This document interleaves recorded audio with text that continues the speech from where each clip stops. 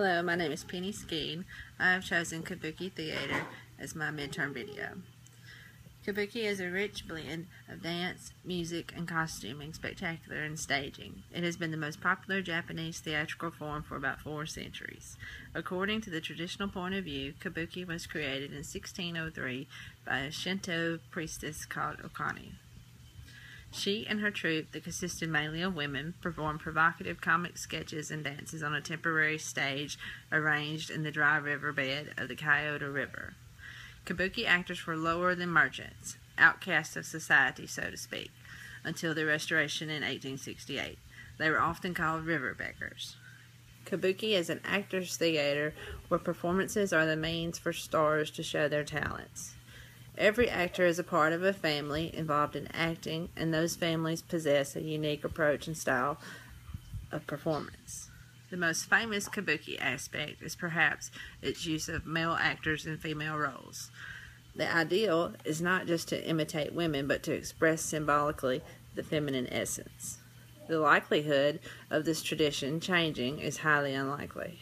Kabuki is really a theatrical performance combining form, sound, and color into one of the world's greatest theatrical traditions. Some acting styles of Kabuki are truly exclusive and can be observed in no other form of art. For instance, the colorful makeup lines on the faces and bodies of actors, the poses, larger-than-real movements, and also the loud screams spectators can hear are all making impact into the performance effect. They are typically of the arigato style, which means wild style.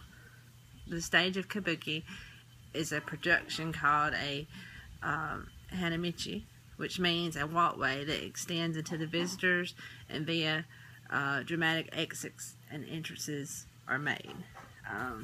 Stage would somewhat look like this, where you have the walkway that they enter and exit, and then the audience would be in this area.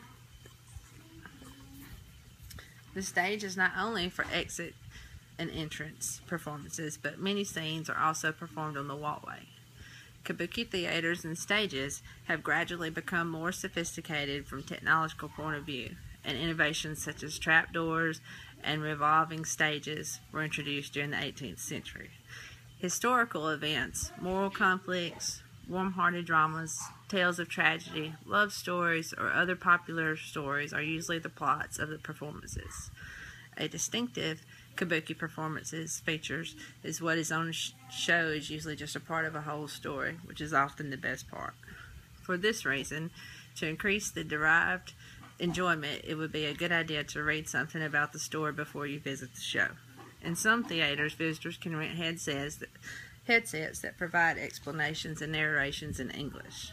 Modern Kabuki is mostly carried on by actors' families, but the Tokyo National Theater also has a school for young performers training outside this framework.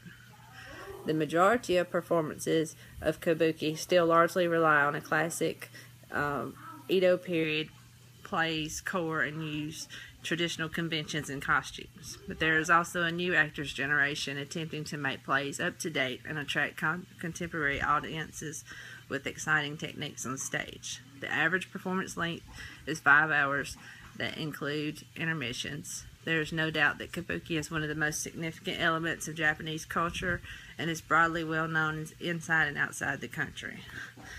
Here are just a few photos of the actors and their costumes, and it shows the graphics of their makeup. Once again, these are men dressed as women performing the roles. Costumes are amazing.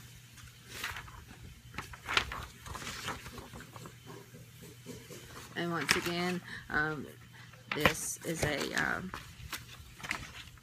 video presentation about Kabuki Theater, Japan. Thank you.